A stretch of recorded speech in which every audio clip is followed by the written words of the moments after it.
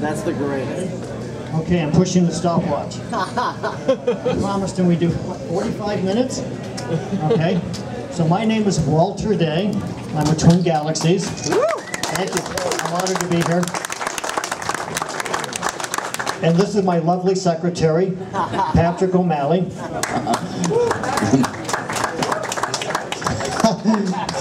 And so we're going to tell you all about the Twin Galaxies video game trading cards, because they're for me particularly, personally, they're very dear to my heart, because they represent a very important function, and I think hopefully a very important gift back to the worldwide gaming culture. When Twin Galaxies was getting ready to celebrate its 30th anniversary last November, and we began to roll out the idea and develop the idea for the trading card set. You know, history's first video game trading cards. At first, it was just going to be a celebration of our 30 years of doing what we do. We would have cards showing our world champions and cards showing some of the historical milestones in our own company's history. But then, because, you know, I may not know this about me personally, but I actually was going to school years ago to be a history teacher.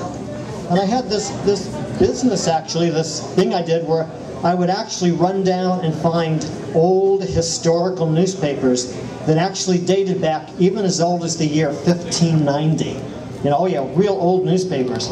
And people would order them from me who collected them, or high school teachers who wanted to use them in the classroom as a teaching tool. So I'd sell old newspapers with the fall of the Alamo and the sinking of the Titanic and the charge of the Light Brigade and Custer's Last Stand to history teachers. And the seed for historical research and for historical education has always implanted in me. So I said to Twin Galaxies, look, you know, this Twin Galaxies video game trading card set is not just about our history. If anybody should do this, we should do this. We should take this card set and actually turn it in to a historical treasure that future generations could at least, you know, study or at least collect to remember the incredible history of the video game age. Because everybody in here is a part, they're a pioneer, they're part of that historical, you know, progression of bringing video games into the public domain, into the public psyche, into our culture, and developing in that, moving that forward until we have this amazing global video game culture now that probably encompasses maybe close to 1 billion people now around the world, maybe, but certainly an amazing amount of money. Some people say as high as $60–70 billion. I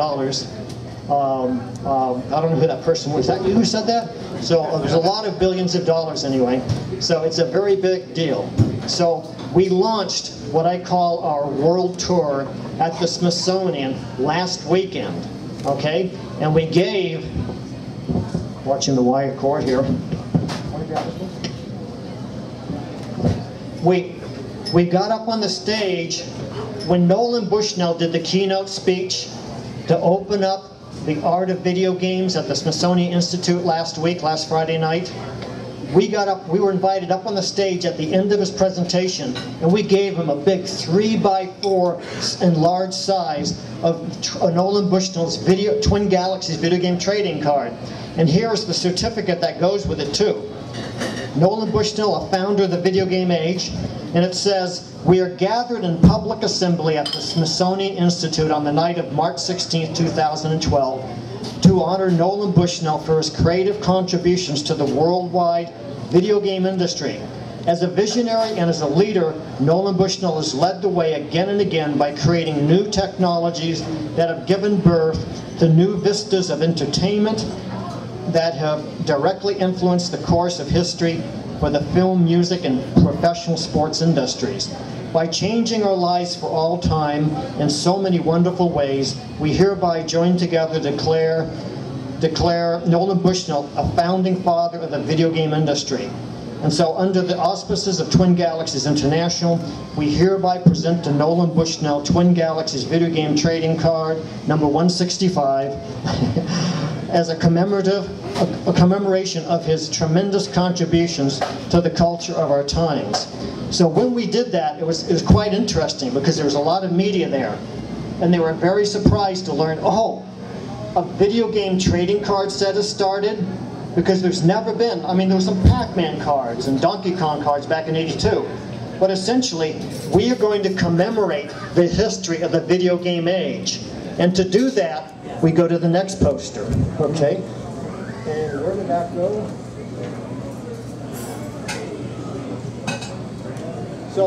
So we launched the theme for what the cards would be all about, so that they're not just about video game superstars in Twin Galaxies history. We expanded the vision, so that now the whole reason for this is the Twin Galaxies video game trading card set, which is to honor the historic pioneers of the video game age. This trading card set has been created to commemorate the history of the worldwide video game industry, honoring the iconic industry pioneers, the world champions, the video game personalities, and the landmark milestones that have given shape to today's global video game culture. So that just about bites off everything to chew on, you know? Because we're going to be dealing with the individuals who are the great champions of gaming. We're going to deal with the people who created all the games, the people who are the wise business leaders who created the professional, the industrial, financial side of the worldwide gaming industry. And our vision is not just video games. Our vision is electronic game playing, actually, because the video game industry sprouted out of the pinball industry. It came out of the coin-operated industry. I mean, think about it. When video games were first invented, where did they find their birth? They came up through the coin-operated industry, right there, shoulder to shoulder with pinball. So we have plans on honoring the champions of the pinball industry and the designers. For instance, we already have the card laid out for Steve Ritchie, one of the great pinball designers, and we'll be doing that. We're going to find him and have a ceremony. You're going to see a ceremony in a moment where we also present the card to him. And I don't know if Roger Sharp is here, but Roger Sharp is going to be on a card too. If I had have known he was here, going to be here this weekend, we would have had a card here for him. But we consider him the man who saved pinball, because through his skill, he was able to demonstrate to the legal authorities and the civic authorities in New York City that pinball was indeed a game of skill and not by chance or luck. And he did that in 1976. So pinball, video games, electronic gaming, it's all one big family. We're going to honor that incredible tradition. So, and the next thing to show you before we give you some awards is hardly did we start talking about this before we learned that there was a non-sports trading card industry that specializes in Star Trek cards and Batman cards and Star Wars cards and I didn't say Star Worlds, I said Star Wars. Star Worlds cards, all sorts of cards that have nothing to do with Mickey Mantle or Derek Jeter. So, and when they found out what we're doing, suddenly, before we knew it, we appeared on their cover. This just went out a couple days ago. The trading cards are actually on the cover of the price guide for the non-sports trading card industry. And that was quite a surprise. But the reason I wanted you to see this is because the acceptance and the recognition for the validity of doing this as a major historical project is very, very well received, and we think very important. So, what does that mean? Well, you've seen the Nolan Bushnell card, and when I go home I have to send out a card and find out a way to catch up with Warren Spector, who did Earthworm. I think he did Earthworm Jim. Actually, I have notes. Famous designers like Warren Spector, David Perry, Tim Schafer, they're all going to be on trading cards. Like Sundance Giovanni, who founded the Major League Gaming, Angel Munoz, who founded the CPL. Lots and lots of people are going to be on trading cards. So you can see that there's a grand vision. However, the true spirit of the video game and pinball age is not really just about the great names like Nolan Bushnell or Patrick O'Malley or other significant leaders of this industry. It's actually the people who are, maybe the foot soldiers is not even the right word for it, but just the people who through their daily devotion to this industry and through giving their time as volunteers, that's what it's all about. Because in this room are a lot of people who at least once or twice or 3 times or 10 times have actually, with nothing back for themselves other than the fulfillment of doing it, have volunteered to actually put one of these events together. So the Midwest Gaming Classic, for instance, is happening because 50 or 100 or who knows how many people have volunteered for that. The International Video Game Hall of Fame in Ottumwa, Iowa, and all its activities, that's flourished through the events that it's had because of all the volunteers. So I want to show you in counterpoint that Nolan Bushnell's honored, but also the people who are the basic building blocks of the whole gaming world are going to be honored too. Because this historical set of trading cards is going to honor the full gamut of the worldwide video game culture. So the first presentation, unveiling new trading cards. I need some help.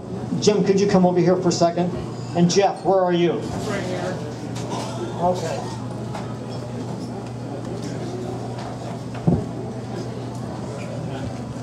These guys are serious devotees of the gaming industry, and they are serious, devoted volunteers. When we decided to make a card that represented all the volunteers and all the events throughout the world, we created a card called Honoring Our Volunteers, and we put their picture on the card. You got something to autograph now, okay? And you've already heard most of the text, but essentially they have volunteered themselves selflessly at event after event after event, driving way out of their way at great expense to themselves to honor whatever event they could. Some of the events in Ottumwa, some of the events in DeKalb, Illinois. They've gone wherever they're welcome, wherever they're invited, to do things on behalf of those events, and do it with getting no pay, nothing but the satisfaction. So as we give them this award and applaud them, be aware that this award is actually for everybody. Because on the back of the card it says, we often overlook the fact that the successful growth of the global video game culture is due to the devoted work of volunteers who donate free of charge their energy, time, and creativity.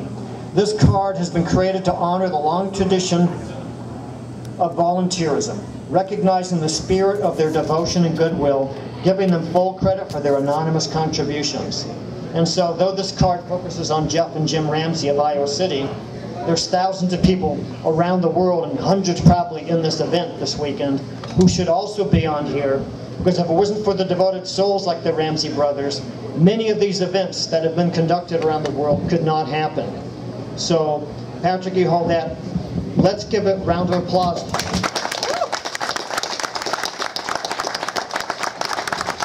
For everybody who's a volunteer. So thank you. And you know, this first card catches the spirit of what this card set's trying to be all about. When people look at this card set 200 years from now, they're going to see all the faces of the people who made the video game and pinball industry become what it became, as successful and as glorified as it became.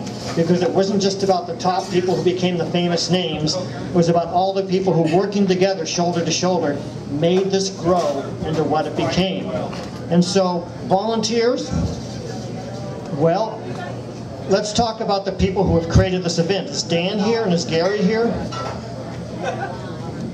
Dan and Gary? Okay, so we'll skip them for a second. Volunteers, let's take them off the top here and go to the next grade. So hey, Josh and Elizabeth. Hey Josh, Elizabeth, come up here. And, okay, you gotta go to the next one. Okay.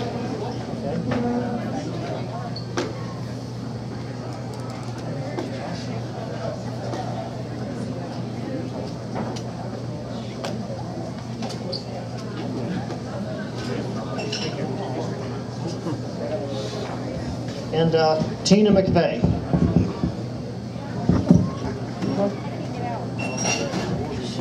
So you can see that there's a range of appreciation that we're trying to, just instill into these cards so that people will see that the trading cards are recognizing everybody for their level of contribution. So this is Elizabeth, this is Josh Bollinger, this is Elizabeth Bollinger, and this is Tina Mcveigh. all three of these are noted for their very devoted contributions to the industry. Elizabeth is actually a world champion gamer who recently became world famous because she was, I don't even know how to describe it, she became featured in the Guinness World Record Gamers Edition and actually was flown to Los Angeles, lots of photo sessions, and I don't know where all that stuff happens, but you can say it on the mic in a second. But essentially, she's not only a world champion, specially honored by Guinness World Records, and honored a trading card here, but she's also an activist who's done charitable things for charitable causes. She's been one of the founding members of the International Video Game Hall of Fame in Ottumwa, as has her husband, Josh, who also has done different activities for charitable causes, and has also done things for was a founding father of the International, you're a founding mother, I guess, of the International Video Game Hall of Fame in Ottumwa.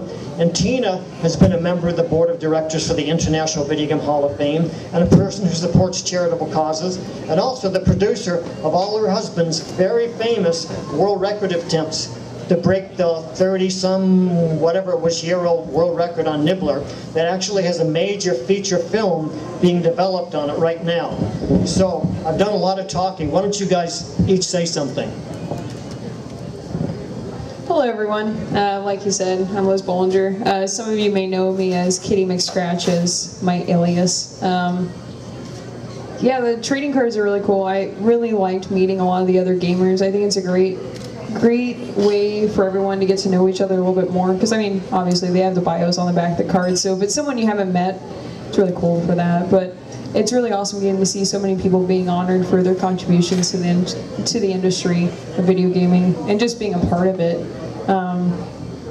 But I don't really have much to say other than thanks. he's a man of little words. Short and sweet. I am not a video game player. I play them for fun. I am just a wife who supports her husband. Well, actually, we're all wives who support our husbands. Okay, so actually she does a lot more than that. But these people are very humble in there, and I know that they appreciate this, and thank you very much. Thank you. Good work.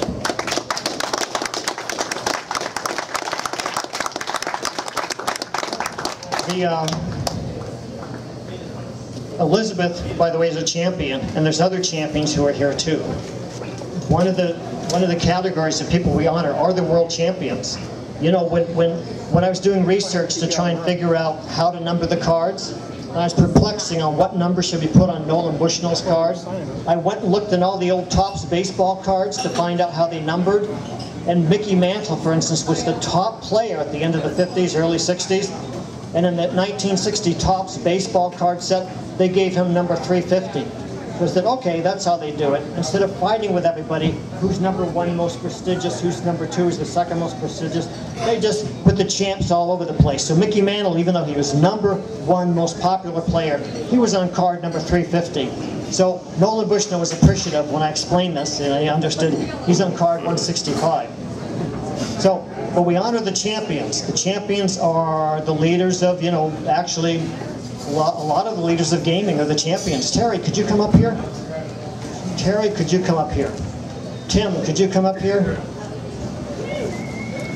So we're sort of giving you a sampling. We're showing some of the awards for champions, for people who are devoted to charitable causes, people who are volunteers, and of course our Granddaddy Awards are for the people we can't find right now. You know, Gary and Dan, who are running the place. Who knows where they are? 5 minutes? Oh, they're right here. Out of breath from sprinting. Okay. See, they jog. That's how they stay in shape. Okay. This is Terry Bertlow. Are you in the Guinness book? He's not in the Guinness book. I'll have to take this back. Okay. So maybe next year. Next year. Terry Bertlow is a world champion. Twin Galaxies recognizes world champions as an important part of this whole historical tapestry, you know, of honoring the video game era. And so Terry has many world records, and he's being honored as a video game pioneer, a historic pioneer, for promoting the evolution of competitive gaming as a professional sport. the different players we honor as champions, we honor them for their dynamic participation and promoting the evolution of competitive gaming as a professional sport. And as a world records holder, Terry has, through his gaming successes, enriched the global video game culture under the auspices of Star Worlds Arcade and Twin Galaxies International. So we hereby give to Terry trading card number 152 as a commemoration of his tremendous contributions to the gaming hobby. And by the way, this award ceremony is done under the auspices of not just Twin Galaxies, but Star Worlds Arcade, and it says that down in the text. So it's very remiss for me not to be handing the microphone to Patrick. You want to say some comments on that, or should I just? Okay. So Tim Mcveigh. So these are all under the auspices. We're actually like guests of Star Worlds because they put all this together, and we're very honored to be here. Tim Mcveigh, who you may have seen on the news an awful lot.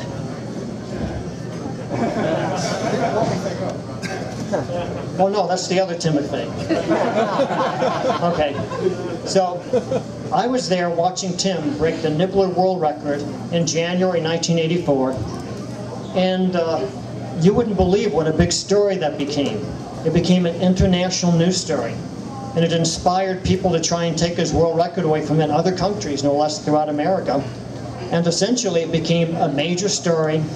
It became a feature story in the July issue of 1984 Computer Games, and it became a wire story with UPI and maybe, I don't know if it was the Associated Press or not, but it became a legendary event simply because he was the first person in video game playing history to break 1 billion points on a video game. And because of that, Rockola, who produced the game Nibbler, actually came down from Chicago and gave him a free Nibbler as a gift to honor his amazing accomplishment. And City Hall, the Mayor Jerry Parker, officially proclaimed January 28th, 1984 as Tim Mcveigh Day. So they actually created a civic day in the honor of Tim Mcveigh, and that has never happened ever again anywhere. That civic government actually recognized a video game playing accomplishment and gave a person a day in their honor. So that's remarkable. But now why is he up here now? Well, not just because his card is an incredibly good-looking card, but because he broke that record that he set 30-some years ago on Christmas Day. And his wife said, "This is the nicest Christmas gift you ever gave me." But what she's not telling you is she had to stay up for 50 hours to watch him do it. So it was wonderful. So congratulations, Tim, on being one of our world champion superstars, and Terry. And we're not going to overlook another superstar. It seems that the family karma, you know the word karma? The family karma seems to rub off on his wife. Jenny Bertlow also, is she in the Guinness yet? Oh, next year maybe? She's a world champion. She's broken many world records, and we have a certificate for her too. So Jenny Bertlow is a video game champion.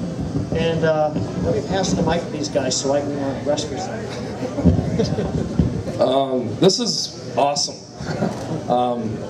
I don't even know what the hell to say, really.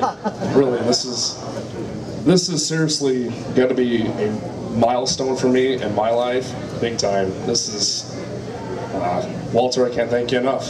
Thank you. I'd also like to thank my best friend Ray, who's also a champion, sitting right here. Thanks for pushing me, man, to do it. I also want to thank my wife, my two sons, who are not here with us this weekend. They're back in Iowa. Other than that, I'm going to give it to Tim.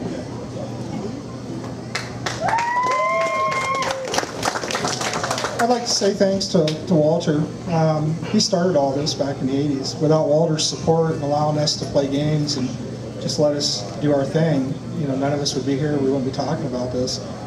There's more than one arcade that I went into that I put a quarter in and played for a couple hours, and the owner would come over and pull the plug and say, "Well, you got your 25 cents worth." And well, Walter didn't make very much money on Nibbler. I'd go down there when the arcade opened, he made 25 cents that day, and that was pretty much it. So not many people are willing to put up with that and support that. You know, when they're trying to make money as a business, he supported us gamers. He wasn't looking for the money. So he gave us a great start, and he really let us be ourselves. I'd like to thank Patrick and Glenn from Star Worlds, because without their support, my machine wouldn't even be running. It was dead in the water. And that's the shirt Patrick's wearing was my idea. Team Star Worlds. Patrick, Glenn, Star Worlds, and my wife. That's my team. That's my support. And I thank those guys very much. Thank you all for having us here.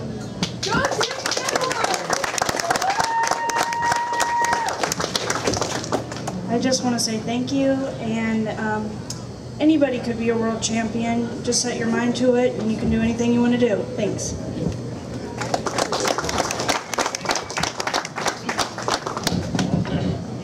Ray, could you stand up for a second? There's about 10 or 15 people, and Andrew Furr back there, and Todd Friedman. There's about 10 or 15 people on the premises who had been given awards in Ottumwa at a recent event, and we don't have awards for them tonight because there's only so much work and expense we could do, and these were for specifically cards that were newly being unveiled cards here. So Ray is a world champion. He was honored before, and Todd was a world champion. So there's a lot of other people who are equally as deserving to be up here tonight, but we only had, so many awards. Oh yeah, he also won the gauntlet. Ray, hold the belt up. Ray won a wrestler's belt at the Twin Galaxies World Championship for winning the gauntlet. He won the gauntlet, which was our major championship for the last November event when we celebrated Twin Galaxies' 30th anniversary. And the gauntlet actually was a recreation of the That's Incredible Championship back from 1983. So we did it again, a version of it, and Ray was the one who won it. So let's hear it for Ray. Thank you. So I'll have just a couple more. Thank you, guys. Thank you. Yeah.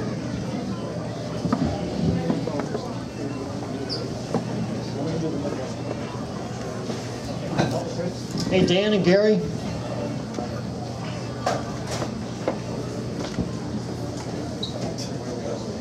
So Patrick, you're holding this one. Gary, you do this one here, and Dan, you grab this one.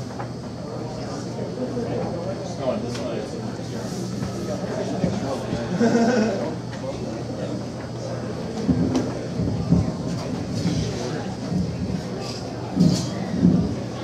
So, this is actually what inspired this whole ceremony. I thought, if there's any kind of thing that's going out there that truly needs to be honored and respected, it's something like the Midwest Gaming Classic. It's like such a major, iconic event. The Midwest Gaming Classic is like the Cadillac version of all those different kinds of events that are happening around the nation. They're all wonderful. We decided that we should just document and essentially commemorate, because I've already said, you guys weren't here when I explained the whole rationale for this, that if it works out the way I want it to work out, these cards should be, when put all together and looked at by people 200 years from now, these cards should really tell the story of what the initial gaming age and what these pioneers were all about.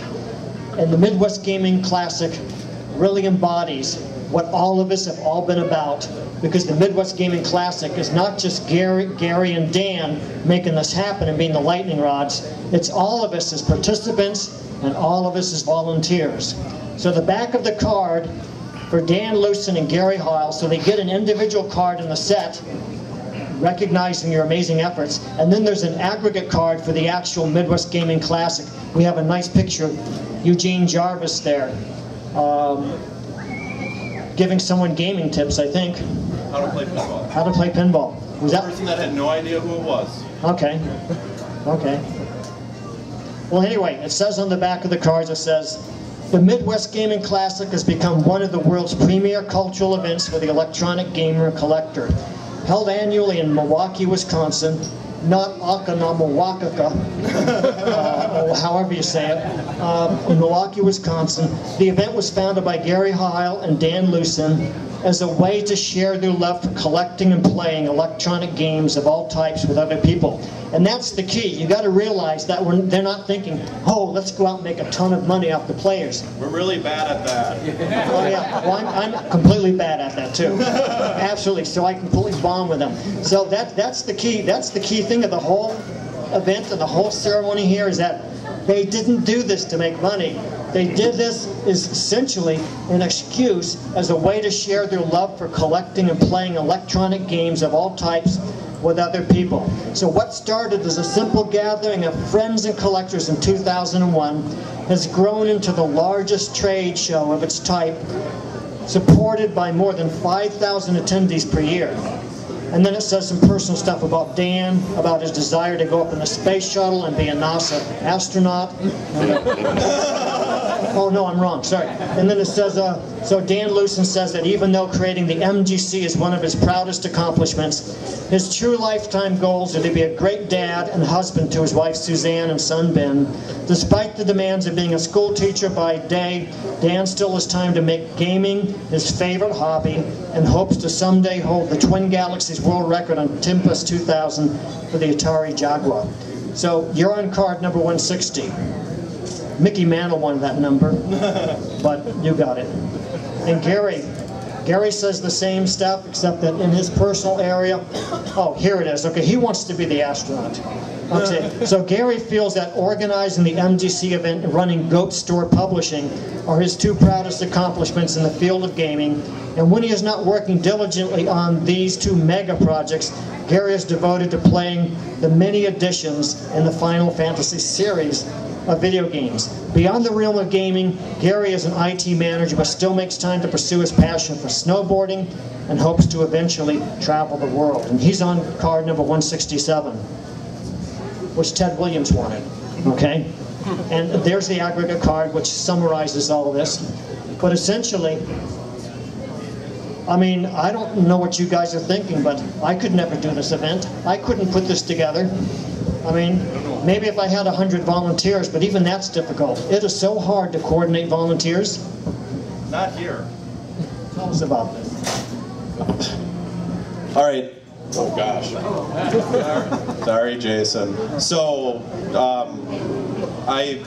when Walter first contacted me about this and he said, hey, we want to put your images on a card, I said to him, okay, well, that's going to be really difficult. And he said, what do you mean? And I said, well, there's probably 1,500 people that you're going to need to put on that card. And he said, what are you talking about? I said, that's really what it takes to run the show. Gary and I, and if you came to 2002, first of all, sorry.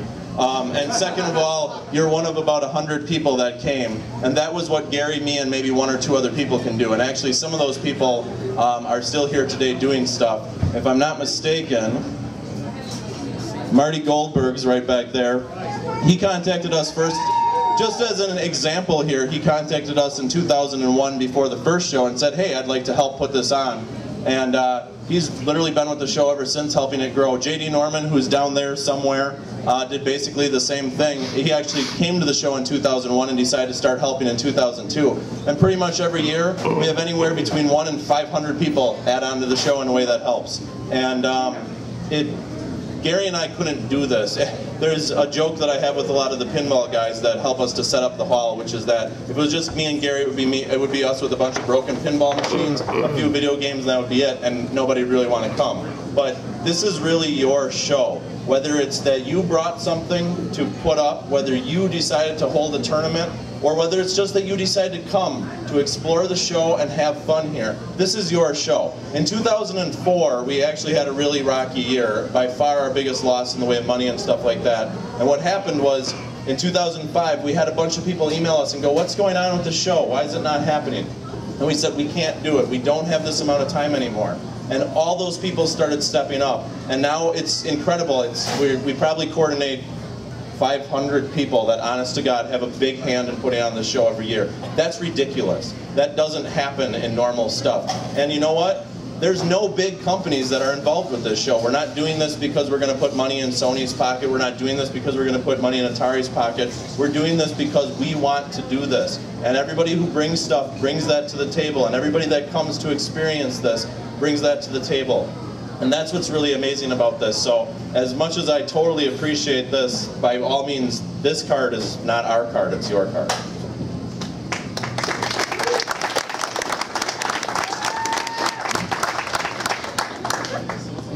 Walter says.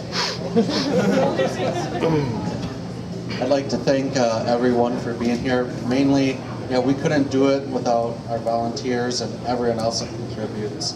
Like Dan was saying, there's no way we could do this ourselves. And it's a real honor to get these cards and recognition for the show and all the hard work that everyone has put into the show over the years. Thank you.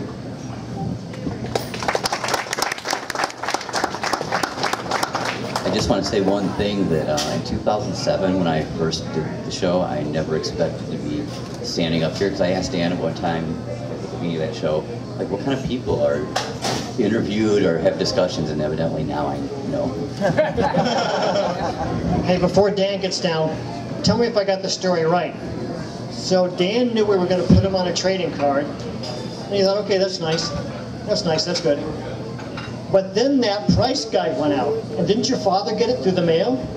Yeah, there's a non-sports magazine, and my dad's a big non-sports collector. And yeah, there was an article in about these cards that my dad got in the mail right after he had heard about it. And he was like, oh my gosh, I found these cards in my magazine. And so he was all excited to see it. He actually couldn't be here, he had something to go to, but Walter gave one of the preview cards of me to someone who showed it to my dad, and my dad was geeking out like a 10-year-old kid. So that was pretty fun to see. That's at the point you realize, well, wow, this is, maybe there might be something to this, because suddenly his father's talking about the trading card and finding out you're going to be on a trading card. So that's pretty interesting, because, you know, not everybody gets on a trading card. And even though tonight it seems like everybody's getting on trading cards, but everybody doesn't get on trading cards. Okay, so let me introduce the grand finale here, and thank you very much. I'm so honored to be here, and so honored for this opportunity. Well, thanks for coming. Thank you very much, Gary. Thank you. So let's hear it for Dan and Gary.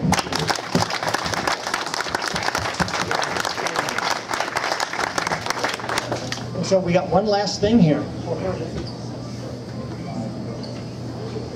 Volunteerism. You know, when Patrick comes and brings stuff to the show, he probably loses his shirt. And all his shirts are oversized, by the way. This year is a trading card that really recognizes the spirit of the golden age of video games.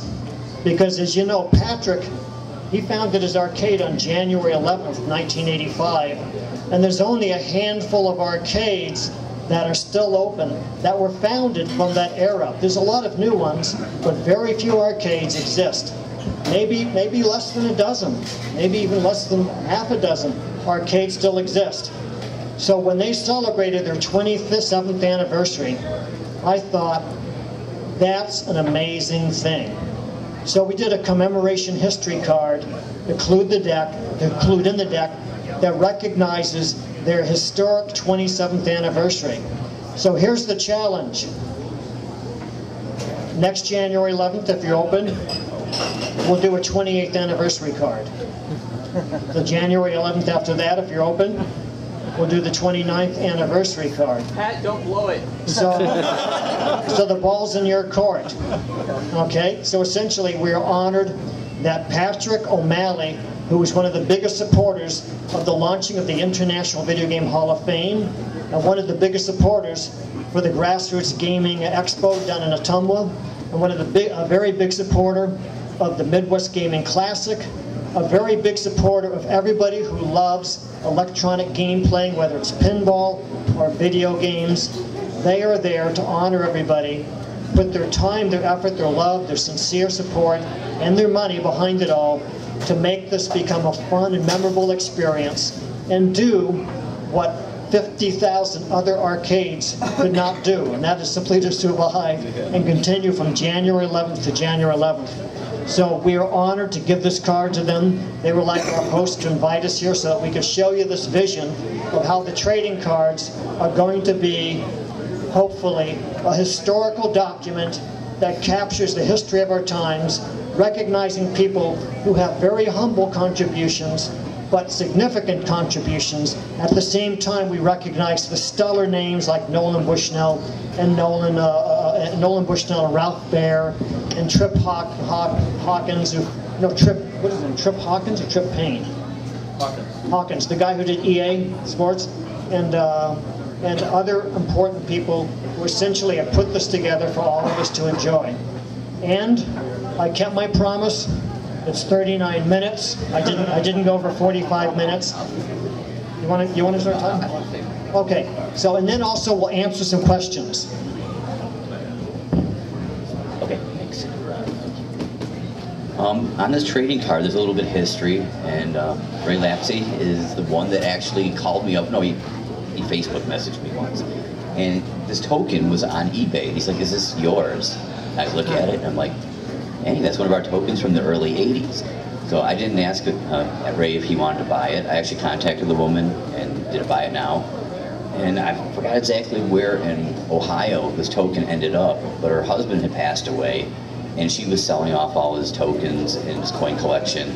So I let her know where it came from. So I'm gonna hopefully get a smaller version of this to send to her. That she was really honored to find out. She said her husband would be extremely pleased to find out that the token found its way home. So just through all the friends I have, luckily I found this token and brought it back to Star Worlds. Cool.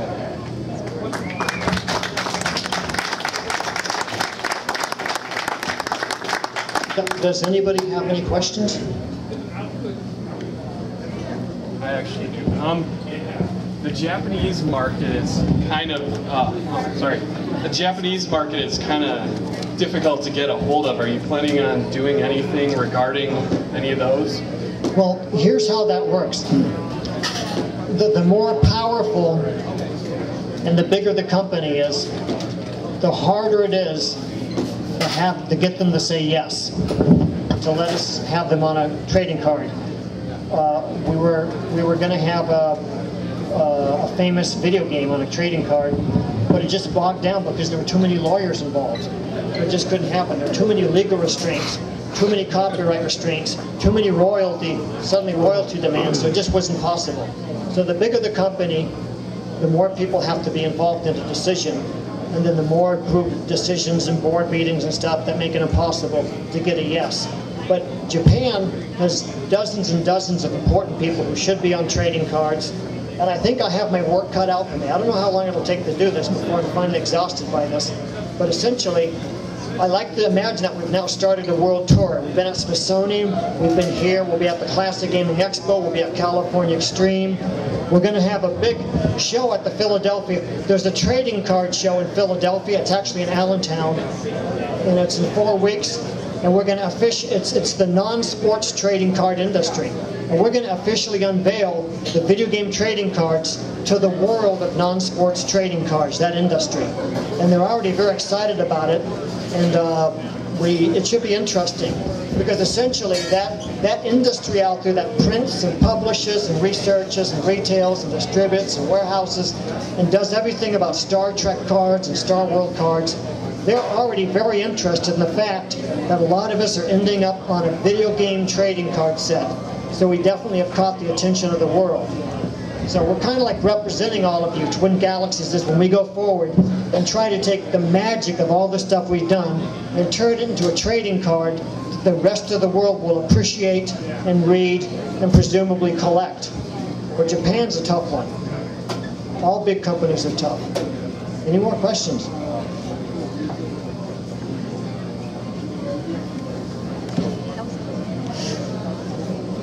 So as an early champion of the record-breaking gamer, you know, at some point, either through your media things or all these conventions, you've met more and more of the designers that made all these games.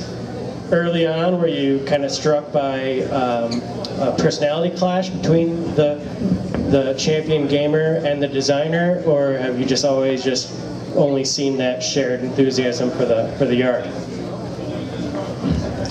Okay, a clash between the gamers and the designers.